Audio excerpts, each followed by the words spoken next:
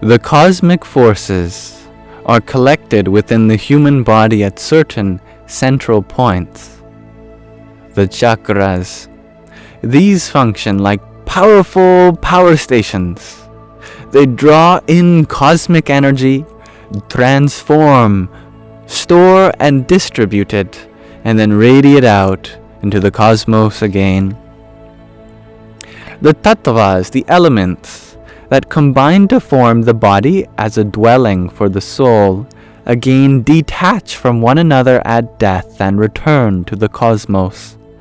The soul then continues to wander, waiting to produce a new form again under suitable conditions. This cycle is known as Chaurasika Chakra. Chaurasika Chakra, the wheel of rebirth and death. Chakra literally means wheel, and it's ultimately where we get the Greek word chiklos, which became the English word for cycle, also known as the cycle of births and deaths. According to Indian philosophy, there are 8.4 million types of living beings that are divided into 3 categories: Nabhachara, Thalachara, and Jalachara. Living beings that exist in the air, those that live on or under the earth, and those that live in the water. 3 important elements, aren't they? The element of air, Vayu, the element of earth, Prithvi, and the element of water, Apas. And it's all fueled by the element of Tejas, fire in the sun. All contained in Akash, the element of space.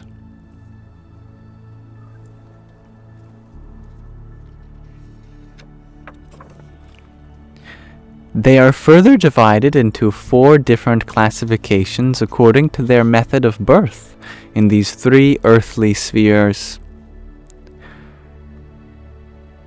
Jara Yuja, in the womb, which includes humans and mammals. Andaja, in an egg that is hatched, birds, reptiles, fish, etc. Svedaja, through division, which includes lower forms of life, bacteria, etc. And Udbhija, through seed, like vegetation. Each of these groups has a certain aptitude, an ability called kala in Sanskrit. Plants possess 1 kala, lower life forms 2, egg-laying animals 3, and mammals and humans 4. While plants and animals remain at the level of their genesis, humans can develop up to 16 kala through exercises, concentration, and following the principles of yoga. They can acquire 12 supernatural powers in addition to their 4 natural aptitudes. Therefore, the attainment of a human birth is the greatest stroke of luck for the soul. To enable this, with God's grace, innumerable cosmic powers act in combination, and this joining is comparable to a great fire. Qualitatively, the souls of all beings are the same. They are differentiated only in the degree of their development. A small candle flame is a fire, but when several flames are combined to form a brighter light, a stronger power results. A human lives more intensively and more consciously than another animal, and is distinguished from all other life forms through the gift of intellect, the buddhi. Without faltering, the wheel of birth, of rebirth, keeps returning, and the soul wanders through the cycle of existence driven by God's plan and karmas, actions. There's a whole chapter on karma later. Human life offers the only possibility of ending this cycle.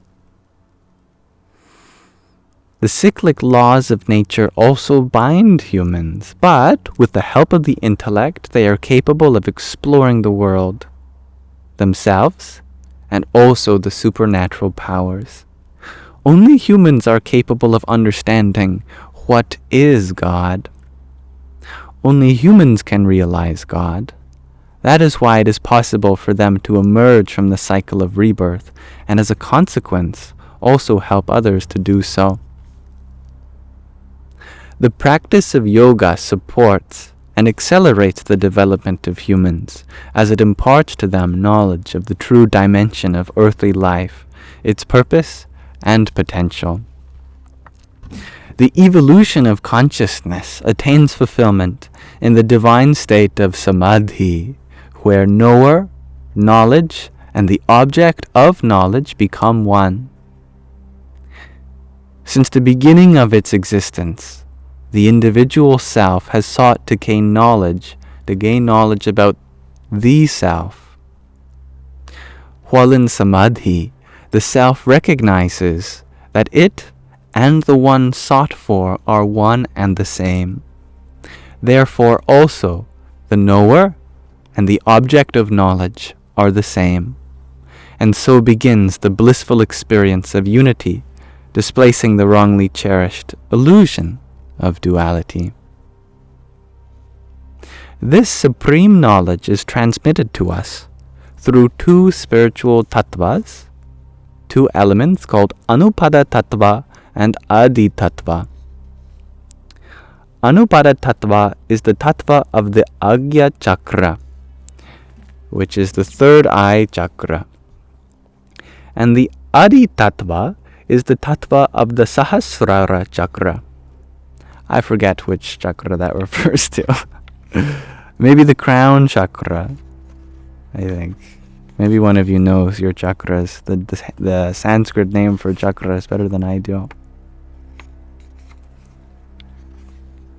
Let me just double check.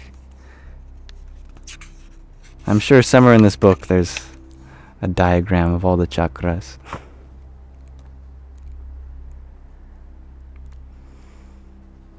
I think it's the crown chakra.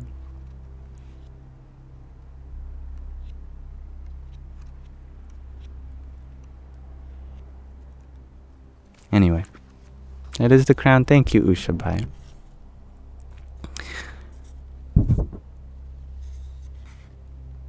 Anupada Tattva, also called the Guru Tattva, the element of the spiritual master, is the universal divine principle that leads the creation from darkness into light, from unconscious existence to conscious existence. Adi Tattva is the divine self, Atma. Therefore, it is also called the Atma Tattva or the Atma Jnana, self-principle or self-knowledge. Self-realized yoga masters are known as Brahmanishta, Shrotriya. Shrotriya, wow, what a wonderful word.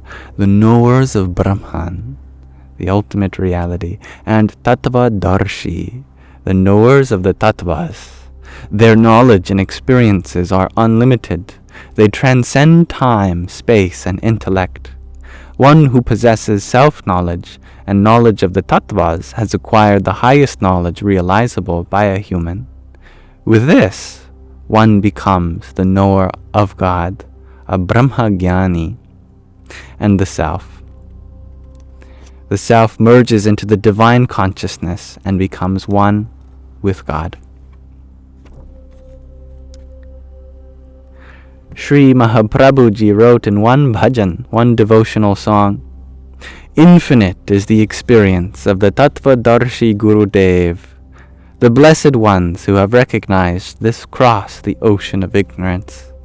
I had searched everywhere, including heaven and hell, and in all three worlds I found no one comparable to the Satguru.